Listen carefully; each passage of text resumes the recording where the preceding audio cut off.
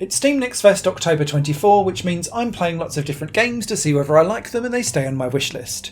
Today we're looking at puzzle games, specifically budget and minimalistic puzzle games, so you won't find anything dramatically story rich, no walking simulatory stuff here and no point and click adventures. These are all logic based, tile based, block based, and like hidden objecty style puzzle games, more on the budget, minimalistic, abstract side of Steam's puzzles, which I generally like. The first game on this list is Lightbreak, and it's a mixture of tone and music puzzles and sorting the blocks to match the melody. And when you do that, it then drops you into a mirror light puzzle, and this takes place in a 3D diorama that you spin around so that you can then angle the light and the mirrors in the right direction to hit a tone stone and make it shatter and then kind of continue on. I really like the difference of having two very distinct puzzle types together, with a little bit of hidden objecty stuff in the diorama to discover where all of the laser beams are coming from in the different mirrors. My only comment on this was that when you get into the light puzzles, sometimes the controls of being able to manipulate the diorama so that you could see what you wanted was a bit finicky and it felt a little bit cumbersome. But I did enjoy the tone puzzles. I like the fact that when you hit the right tones for things, there was visual cues to help. So if you're tone deaf or you're just not musical, Lightbreak will still help you get through those puzzles as well. It was just an unusual mixture of things that made up a game. So Lightbreak definitely stayed on my wish list, and you know me, I'm a sucker for anything that's got melody and music in it, so it's probably going to be a buy as well. Next up is a game called Perfect ThoG, and this is one of my top recommends in this list. Perfect ThoG looks like someone's thrown acid in your eyes and then gone, it's a vaporwave PS1 game. And it's got an AI voice robot that narrates how well you're doing as you're going through the game. It's like a fever dream, but slightly evil. The actual gameplay is quite simple though. You get a 3D block area environment with different 3D blocks of different colours dropping down from the ceiling to the floor, and you need to rearrange where they go. The object is to merge the same colours from different blocks together so that they pancake and disappear, because after every 15 to 20 seconds the perfect ThoG countdown to 0 then triggers a chain reaction, and anything that is collected with 4 or more of the same cubes together gets removed, and then anything that's left kind of drops down and pancakes down until there's nothing left. And the idea is that if you can clear the board each wave, then you're achieving a perfect ThoG, for want of a better phrase. But as you progress, more and more colours come in, things get messier, you're having to really think about how you layer those things up so that as stuff gets removed, other things drop down and create a combo. And that's really where the fun of Perfect ThoG comes in. Beautifully put together, really makes you think, but you're also constantly on the time limit too, so you have to think on the fly. And yeah, this was definitely a very Moorish and addictive game. Whilst I appreciate the aesthetic might be a bit Marmite for people, it fit the nightmarish dream vibe really, really well, and so this is a definite day one for me. Next up is a game called vTumbler, and this is a 2-player versus colour block style game. Different colour blocks come down from the top of the screen to the bottom, and they'll be in pairs, so it could be 2 of the same colour, 2 different colours, but you'll also see these coloured bombs that will drop down, and instead of this being a match 3 or a match 4 or clear a line, these coloured bombs need to land on or touching the coloured block that relates to it, and then that removes anything of the same colour that's attached. And that then sends rubbish and junk over to the player that you're battling with, and they'll have to keep trying to clear your junk and pass it back and forth. The interesting thing here is that the junk that you send over is loads of coloured bombs. So actually what I found was that it was an escalating collection of junk that was being thrown back and forth quite often, because you can conceivably be able to get rid of a massive chunk of that junk back again very quickly by using the fact that they're all bombs and putting the right colour in the right place. They will clear relatively quickly, or at least after the countdown of 5 shots or moves, because there's a countdown before you can use them. So it's trying to survive that long and then going for it. I found this quite interesting fun. It does have that unique twist on the versus coloured block puzzle game And yeah, it stays on my wish list. Be looking forward to giving it a proper go when it comes out. Next up is a game that I did struggle slightly with, even though it plays well, and it's Popcorn Fever. If you've ever played a Suika game before, this is the Suika game, just with a popcorn cutesy feel to it. And it doesn't innovate or do anything different to make it stand out from the crowd, except for its popcorn theme. If you've never played a Suika game before, you're essentially merging two of the same shape and size together so that it grows to the next level up, and then you need to keep on combining and combining in a small confined space, in this case the popcorn bag. And the game is over when some popcorn spills out over to the side, so you're inevitably going to hit that at some point. You just need to be good and tactical about how long you can survive. There's nothing wrong with this at all, it just doesn't do anything different that Suika games have already done, and so you're buying this for the aesthetic more than anything else. So for me, it stayed on my wish list, but I would only pick this up personally if it was dirt cheap on sale, because I've got enough Suika games in my life. The next game up is called Toggle Tile, and I loved this. And if there's any developers watching, this is a demo you should pay attention to, because it does a demo exceptionally well, because it picks levels from across the game to show how the game gets more complicated, rather than just giving you the first few levels and leaving it. The idea behind this is that you need to turn all of the white 3x3 tiles, as you'll see in this demo at least, from white to black. And inside each of those 9 tiles, you'll see the 3x3 grid again, with black squares showing which tiles turn colour if you press that tile. And so what you're doing is working out what order you need to press the tiles in to turn all of the tiles from white to black. Because if you use the same tile or same area twice, it will go white to black and then black to white again. And then what the demo starts to do is it adds in additional other things like swapping around tiles or rotating them around, or like switching over polar opposites. And so you get to have to think more about the logic of what order am I doing to move things around so that I can turn everything from one colour to another. Really great concept, loved it to bits. This is exactly what I love about the minimalistic Steam puzzle section of Steam, and so absolute day one for me, 2 thumbs up. Next up is Blockdock, and this game confused me, not because of its filthy sounding title, but because I couldn't understand if the concept was good or not.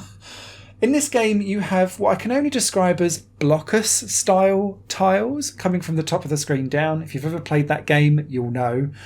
And you'll have this grey area, which is an outline that you need to completely cover with all of the tiles that you're bringing down from the top of the screen to the bottom. Some of the modes have a time trial limit for it that's constantly going down, so you need to be speedy about what you do.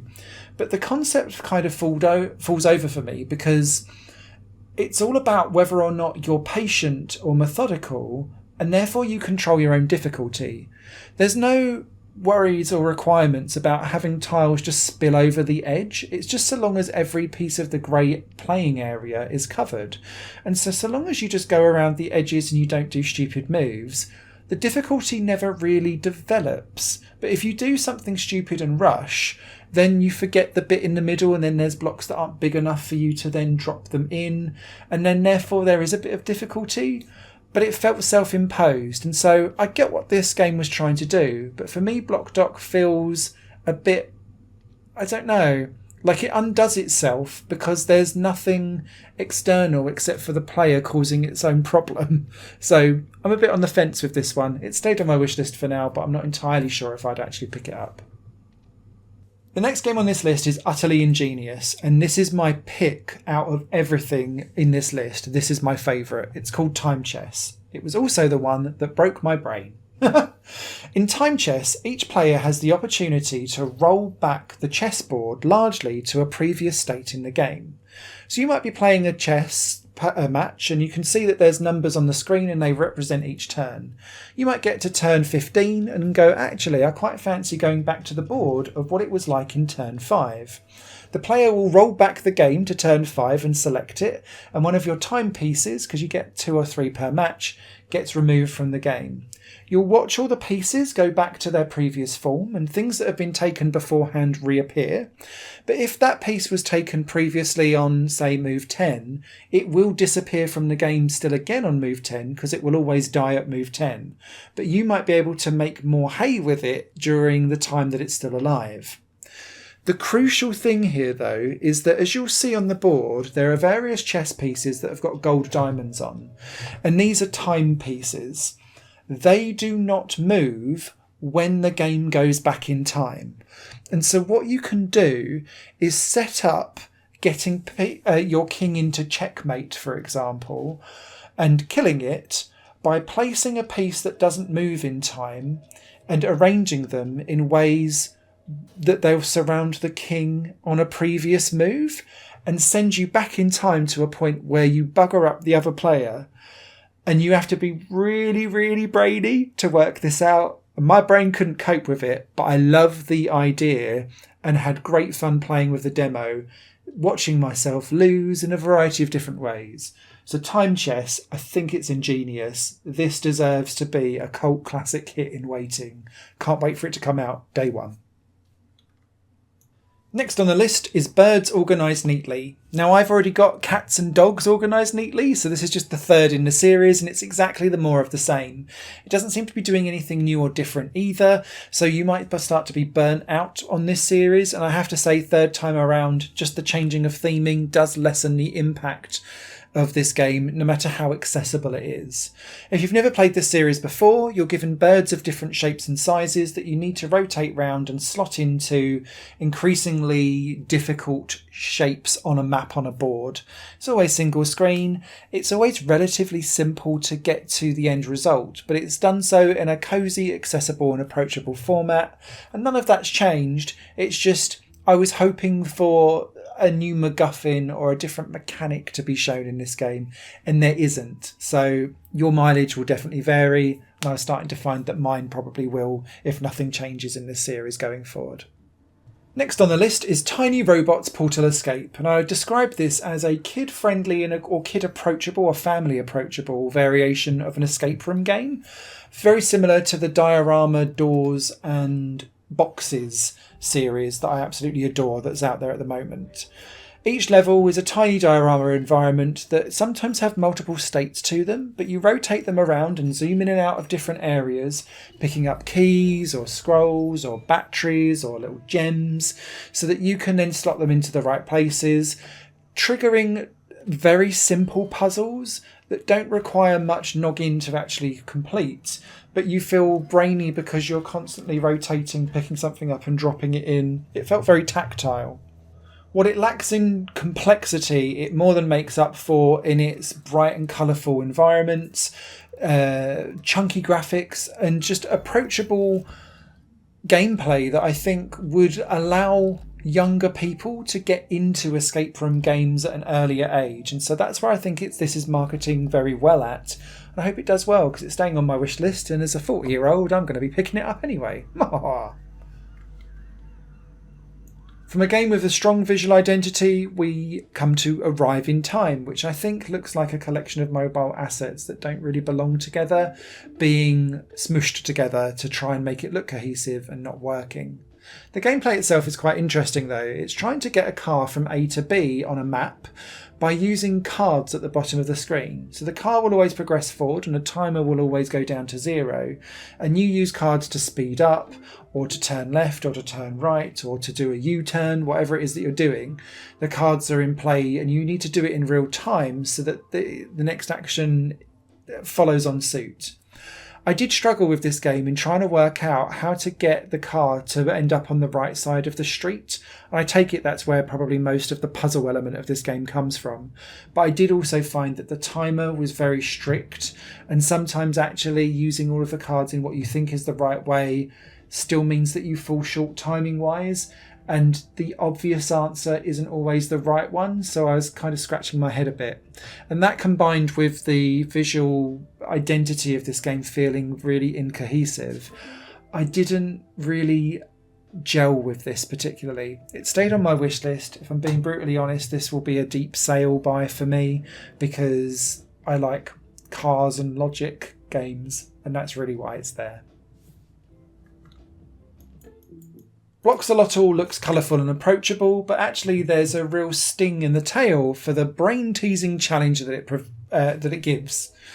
You start off in each level with a block that wants to eat some fruit, but it can only usually move in a certain direction, and you'll see that with the arrow on the block, up, down, left or right, and sometimes a combo of. Some blocks can't move anywhere at all, but they'll have sticky bits to them, and you need to attach the sticky bits so red attaches to red, blue to blue, and so on and so forth.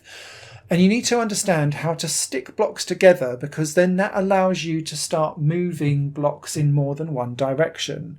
So if the block that's only allowed to go down then attaches with the one that can go right, now both of them joined together can go right and down together. But it's working out how to build the block in the right way so that you can then get the right block to eat the fruit. And this was where my confusion came in, is that sometimes it wasn't very clear, for me at least, the rules around who could eat the fruit and therefore pass the level and continue on. I found this, because it's spatial puzzles, I personally find those very difficult and perhaps disproportionately difficult. But the aesthetic and the vibe of it and the unique visual approach to it and the cute nature allowed me to continue on with the challenge and enjoy it a lot more than I have done in other games that try this type of thing. And so stayed on my wish list. I will probably pick this up and fail miserably, so look forward to that. Tiny Tales Hidden Objects is one of those quintessential casual experiences because it's a side-by-side spot the difference. It's not just about hidden objects, it will be things that are replaced that look different too. Each diorama will have either 3, 5 or 7 things different for you to discover, and rotating it around helps you kind of understand what the differences are, but crucially I think the low poly aesthetic makes this more approachable and easier to pick up than a lot of other games that do this type of thing.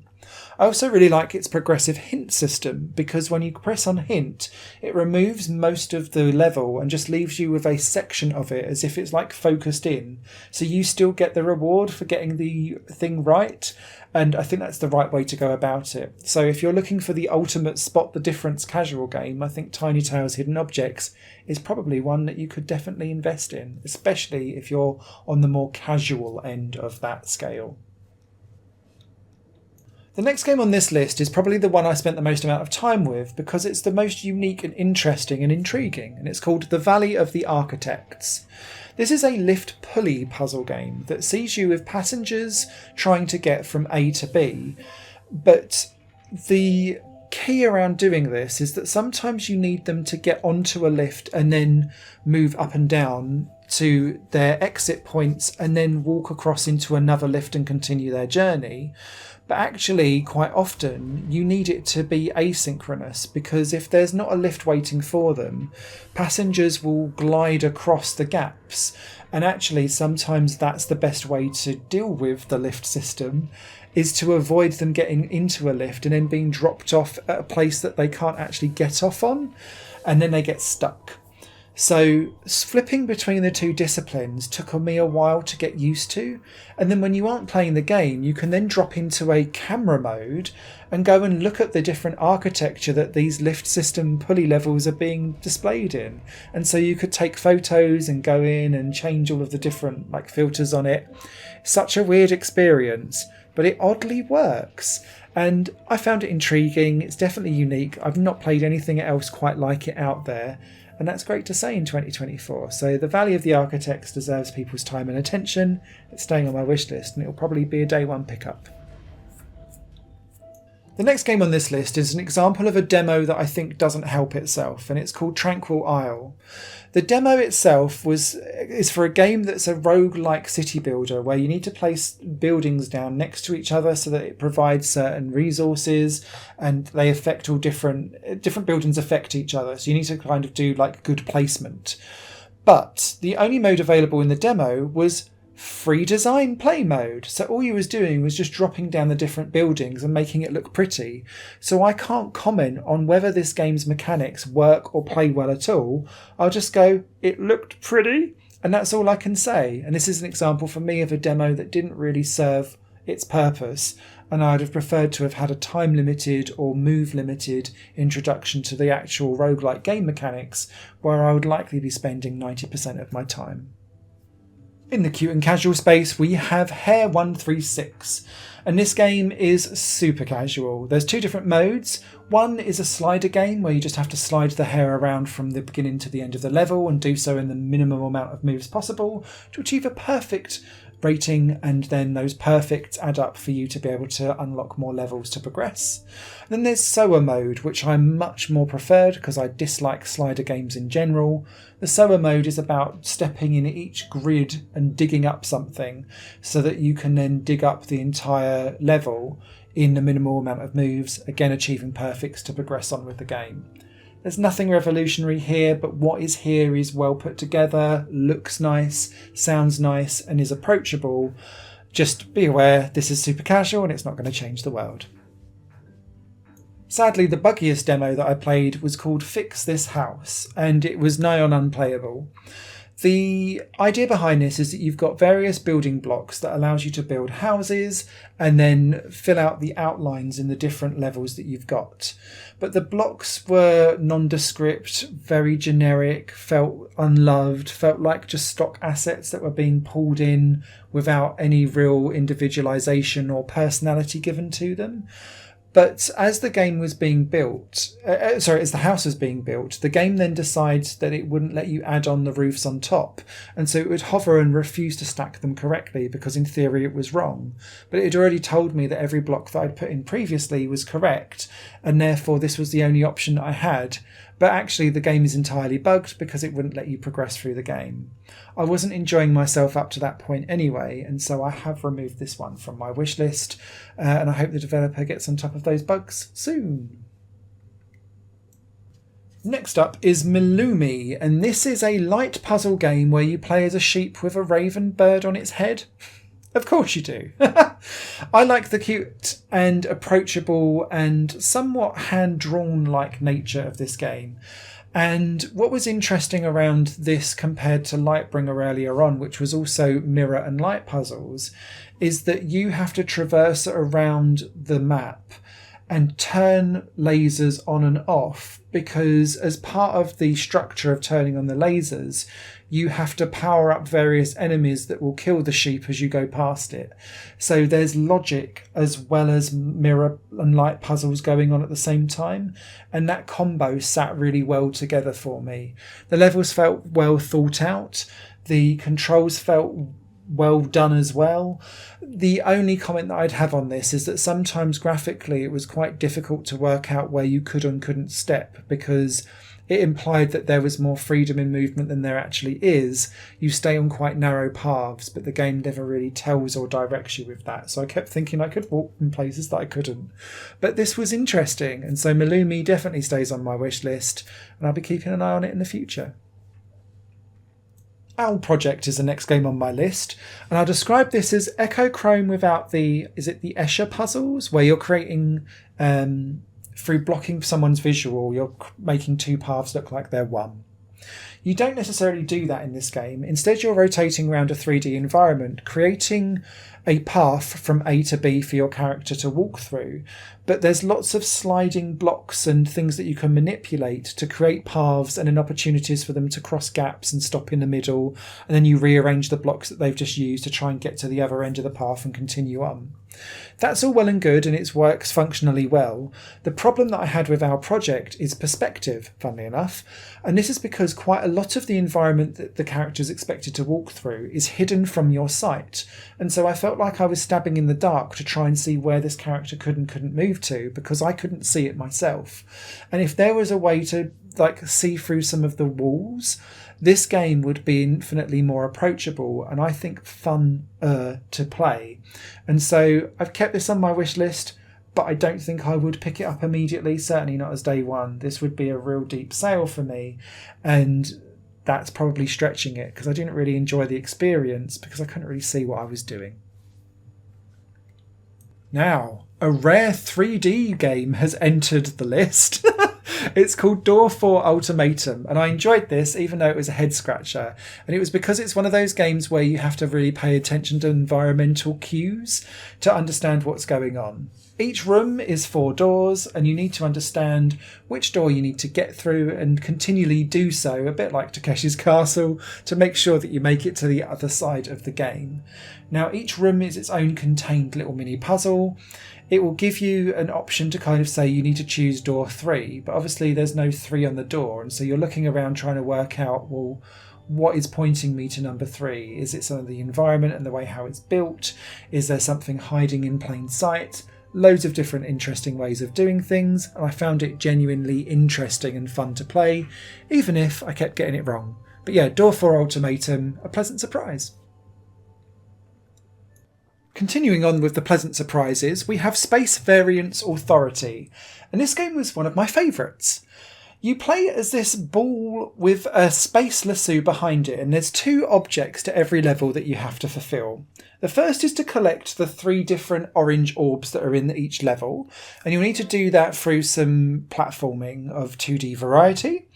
But as you'll see, you're dragging some string along behind you, and all of the different platforms that are in the game, you need to loop a lasso around so that they dissolve and disappear.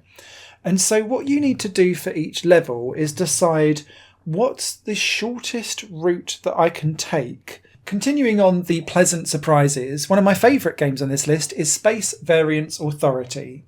There's 2 different things you're trying to do in this game simultaneously. Firstly, you need to collect 3 orange orbs that are dotted around the level, and you'll do that through standard 2D platforming. But as you'll see, the ball that you control has a lasso that's behind it, or like a piece of string.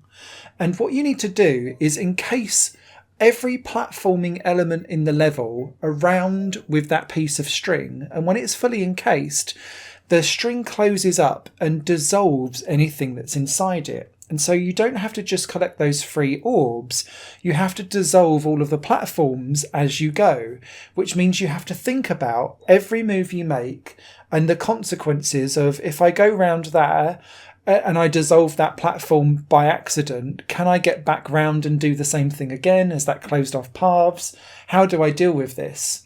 And what's interesting is you're not up against time. The online leaderboard is about the shortest amount of string that you've used to complete those tasks. And so efficiency is king, not speed. And it's such a different way to go platforming and puzzling. I really, really, really enjoyed it. And so for the variety of reasons of why this game feels and plays very differently, this is a hearty wish list and recommend from me. And the platforming feels incredibly solid too. So everything shined.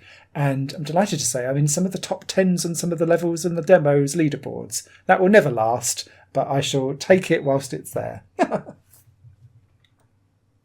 I feel like I've already talked about Nurikabe World before, but I really like the game, so I'm delighted if I'm mentioning it for the second time. This is a Nurikabe game, which is always similar to Minesweeper, is where my brain goes with this. You have different islands of land, and it will give you a number, and that's how many squares of land that this needs to be associated with. And you can't have 2 islands butting up against each other, but they can be diagonally touching each other. And so what you're doing is plotting out the river that runs in between these islands to chop them up. That river can never become a pool, so you can't have a block of 4 pieces of water as a square together, so that the river always has to flow. And so with those very specific rules, Nurikabe World produces a beautiful Zen garden-like environment, and just very approachable and soft and fluffy and cosy world for you to go Nurikabeing in, if that's such a thing. It is now. I really enjoyed this, straight on my wish list, will be a day one. This is like a top tier, super casual puzzle game that I know I will enjoy, so thumbs up. Earlier on we had one side-by-side Spot the Difference game, and here's a second, and it's called Where What? And the idea behind this is that there are 6 different ways how the environment can be changed. So it could be something is missing, it could be something has a different colour, it could be that it has a different shape, it could be that it's got an orientation difference, so like a spade facing upwards or the spade facing downwards, and a couple of other different ways how you can differentiate between the two things as well. The key here is that this is a far more denser, nuanced and pixel scrolly style of spot the difference compared to the earlier Tiny Tales Hidden Objects, which was much more low poly and approachable and beginner friendly. This is trickier. And what I would say with this is that some of the things where it's going, this one's bigger than that, it was really difficult to spot, because you can muck about with the field of view and the panning of the camera, which then gives you false perspectives, which then means you aren't seeing reality. And so quite often it was going, this one's bigger than that, and I'm going, is it? I can't tell. And it was starting to really annoy me. And so I think this might be one of those games where I need to spend more time with it to then feel more comfortable with it, rather than perhaps it being a game problem. I think it was maybe more of a me thing. But out of the two, I preferred Tiny Tales Hidden Objects because of its approachability and simple rules. This felt overly complicated, even though I preferred the fact that this has loads of different environments and more comedic things, I think, going on hiding behind the scenes. Stretchy cables are all the rage in this next game, called Robot Detour. And the idea with this is that you play as a robot that is stretching out its power cable from like an extension lead, trying to either collect batteries to then power up other fellow robots, or just to go and touch the other robot and be cute. But each level is full of loads of different traps that will therefore sever or cut the cable if it's touched. And so what you're doing is wrapping yourself around the environment so that you can then come at things from different angles and avoid all of the different traps that are along the way. I really enjoyed this. It's been a while since I played a game like this, but this was really well themed. It was approachable. The level progression in the demo showed different things that it could do over the course of time, so I think the demo is well structured too. And it did what it said on the tin very well in an approachable and simple way, whilst giving variety. And what more could you ask for from a budget designed title that's doing something abstract and slightly cute? So thumbs up from me, definitely on the wish list. Next game on the list is Delta Physics, and there's very little footage of this because I got really frustrated and stuck very early on, as in within the first couple of platforms and screens of the game. I don't know if this was just me being thick, it probably is, but I didn't understand what I was supposed to be doing in this game at all. It drops you in as a ball inside this incredible machine-like environment, and I thought I'd have to go and follow other balls doing things, but seemingly not, and so I kept on dying immediately, getting stuck in places. It was trying to tell me to go in a certain direction, but the physics didn't seem to allow me to actually climb up the wall that way to do it, and so I just got very frustrated and due to time pressures gave up and moved on. And so I think that's probably a lesson, A, for me around time and value, but B, if we're putting out a demo with very little orientation about what you're supposed to do, sometimes that can really work at a detriment, particularly in a Steam Next Festival when there's 2,600 demos for people to try and churn through. Plug It In had a similar problem where I had to clear the save game state in order to access the demo and the levels inside it, which felt really odd because I only found that out by wandering the Steam forum. Plug It In is a minimalistic, literally plug the plug in the socket game, but I'm having to rearrange the plugs in a way so that they all fit in the correct sockets as they go. It's a really cute, well-themed game. I found it quite satisfying with the clicks of things as it went into, so it was scratching my ASMR vibes.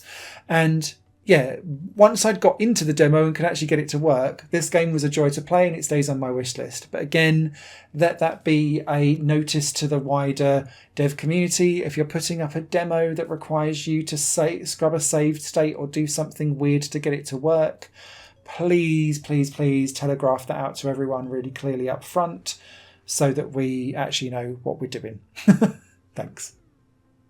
There's a game series out in console and PC called the Ways series, and there's 100 Ways and 200 Ways, and I bet there'll be a 300 Ways in the future too. And these series put you in an isometric grid with lots of contraptions and things to build out something for you to get from A to B. And Currently Unstable, the game that we're looking at, reminds me heavily of this series. It gives you different objects and DIY parts to put together to create an incredible machine to make a current of electricity power something. So it might be that you turn on a fan and the wind then blows something that generates some electricity that then turns on a heater that then sets off a smoke alarm that then charges something else and turns on a heater at the end. Ta-da! It's that kind of incredible machine setup that this game's looking for. But everything comes with very specific rules and different layouts, and the flipping between isometric and top-down views helps you navigate around weird and wonderful level setups. I quite liked this. I think it takes a bit of getting used to, and you need to be a bit crafty and logical in order to understand what it's trying to get at. But so long as you click with the theming, I think Currently Unstable will be quite a meaty puzzler for some people. And I think I'd recommend this to other people more than I know that I would enjoy it, because I can see that this is a well put together experience. It's a bit too crafty and DIY-y for me, and I have an aversion to that. So it was less impactful for me, but I can see the appeal for others. Time is of the essence as we take a look at Clockwork Rabbit.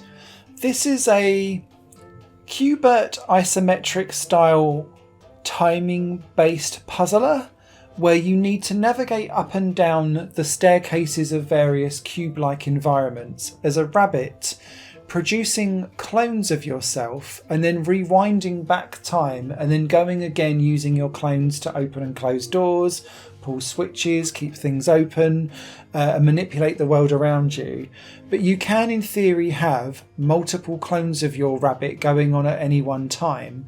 And so it gets progressively more complicated as more and more options become available to you to try and solve the issues as you go.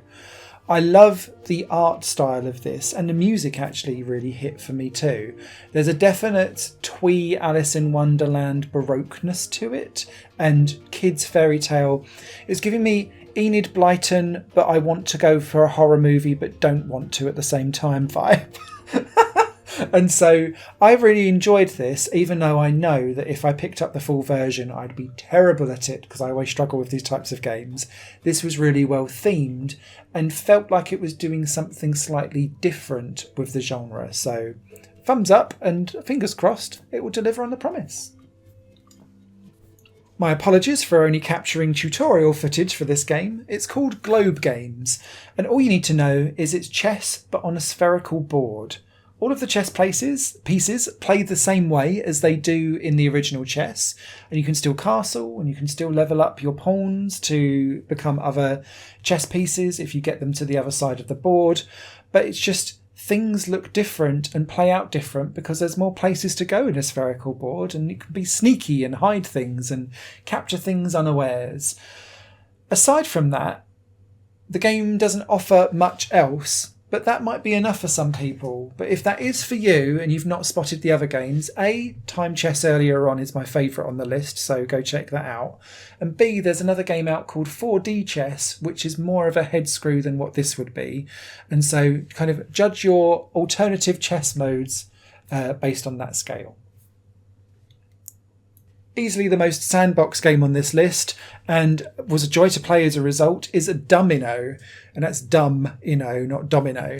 And this is Domino Rally as a puzzle game, trying to drop your dominoes in a nice pattern to get them from A to B, and then setting them off and seeing whether or not you can actually get from A to B, because the levels get more and more tricky, more traversal is involved as you go along.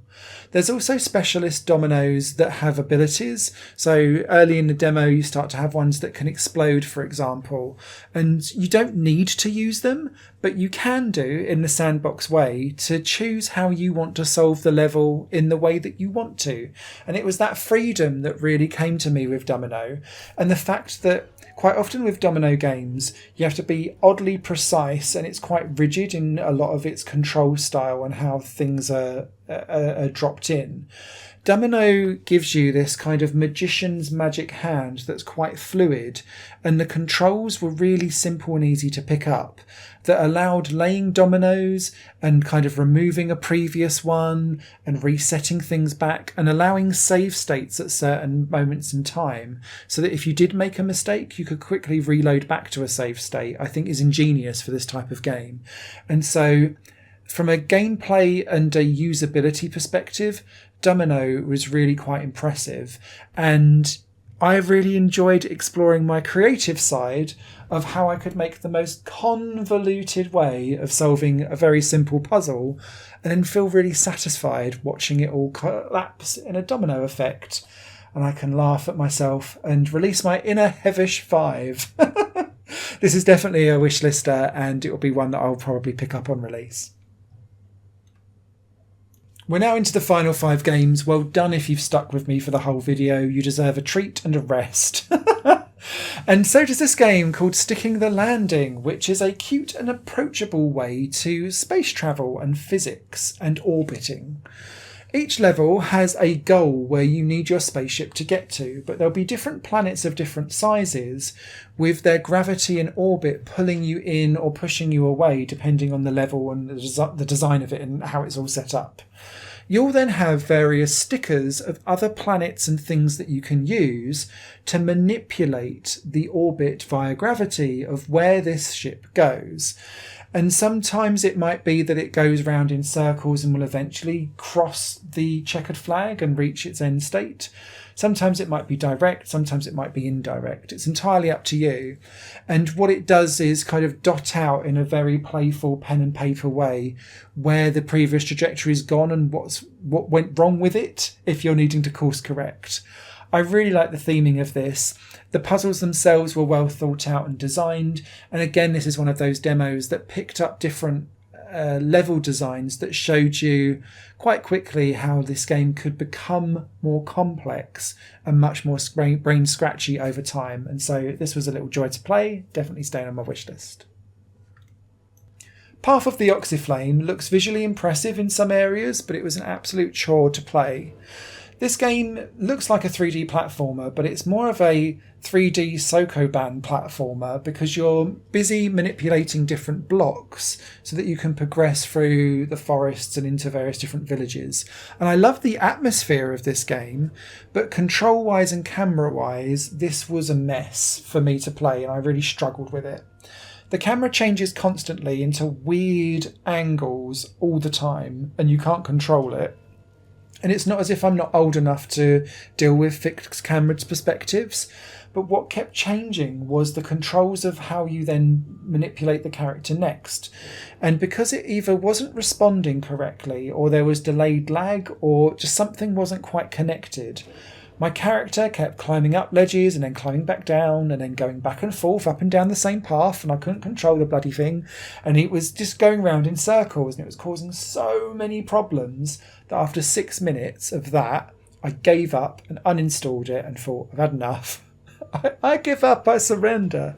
And so I was defeated by the controls and the camera of Path of the Oxiflame and couldn't really get very far in it, and it's not on my wish list. Talking of weird controls, Bob the Zhero has those too, but because it's in a comedy, destruction, physics-based setting, it's slightly more palatable and acceptable, but I'm still going to call out that the controls in this game need work. The difference between this and the previous game, though, is I had a blast doing bad things in this game. Bob the Zhero has a grapple hook that grapples onto any object or person or thing in the environment that you're playing as, and you use that momentum to either pull something towards you or it grabs you and then you go off for the ride depending on how heavy and sturdy the object is. You need to drag a certain amount of civilians into the ambulance survival zone, but they're probably only surviving due to the amount of carnage and destruction you've caused because the entire environment is destructible. And so the level I spent the most time on had a wrecking ball on. I tried to grab onto that and it took me with it, and I went through a building. I grabbed an ambulance and threw that across the room. It was hilarious and stupid and ridiculous, and the amount of destruction and just the pile of toot, and then seeing some of the civilians you're supposed to be rescuing like buried underneath it, kind of going, ah! Just, it made me giggle. But I couldn't quite complete much of the actual game task that I was supposed to because the controls are wonky in a Gang Beast style of wonkiness. And I personally think Gang Beasts goes slightly too far into the janky and would be a better game served if it just pared back the jank 5 to 10%. And Bob, there's a hero. I think my advice would be the same. Pull back the jank 10% and you'll have an absolute gem of a game that I think will get a cult following very quickly because it's stupid, it's funny, I enjoyed myself, but I just couldn't actually do the tasks that it asked me to. So yeah, that's my thoughts and feelings on that, but definitely on my wish list. The penultimate game in this list is Squid Grid, not a sequel to Squid Game, and no Koreans were harmed. But what you do need to do is control your squid to get to the starfish. And a lot of this game revolves around coloured portals and whether or not you can step into a coloured portal and arrive at the right exit. And what you've got is loads of other fish in the game that have different movesets, and you need to manipulate them in a way so that these different fish will land on other coloured exits that match the colour that you need to go through in the portal. So it might be that you go into a blue portal and there's 2 exits, and because you're going to the nearest exit first, you need to manipulate another fish to go and sit on that blue square grid so that they're covering that exit. So that's now no longer the nearest exit for you. You'll then pop out at the next one. And because quite often the starfish is sat on a coloured portal exit, you're trying to work out how you can place all of the other NPCs by chasing them around the screen and getting them into the right place so that you can then go back to the beginning and kind of pop in the portal and pop out at the right exit. This took me a while to get used to. I don't think the aesthetic does it any favours whatsoever because it feels quite bare bones and minimalistic. This feels like something that belongs on itch more than Steam, and I mean that from a delightful homebrew and cosy homely aesthetic. I hope that this just gets a little bit of spit and polish to make it feel more commercial rather than homebrew, if that makes sense, because the ideas behind it and the logic behind it are actually quite solid and it plays quite well. The final game on this list is Meteorder, which is a fascinating game that I swear I've played a sequel to this on like PSP. Someone put in the comments if you've got this far if this makes sense to you. This is an elemental block puzzler where if you put together 3 of the same type of block horizontally or vertically, rockets will then blast the blocks up towards the top of the screen, and any blocks that cross the red threshold at the top get lasered off of the screen, and that's how you clear blocks from the game. The trick here is that when something starts blasting, you want to then keep the combo going with any of the other blocks that are underneath those blasters, because then it will go up higher and it will take longer for those meteors to then bring those blocks back down to Earth. And so you can keep the combo running and getting really high scores and keep clearing blocks because it will keep rocketing back up to the top and then coming back down again. Nothing else has really quite done things like this, like the Meteor series. A Meteorder is just more of the same, but more refined, polished, and in a 2024 vibe. So big thumbs up and happiness from me. Definitely a wish list and a buy, and a great way to end off what is an exceptionally long, but hopefully informative video. Thank you so much for watching. This takes hours to do, so I hope it was helpful. And let me know if there was anything of interest for you down in the comments. Bye-bye.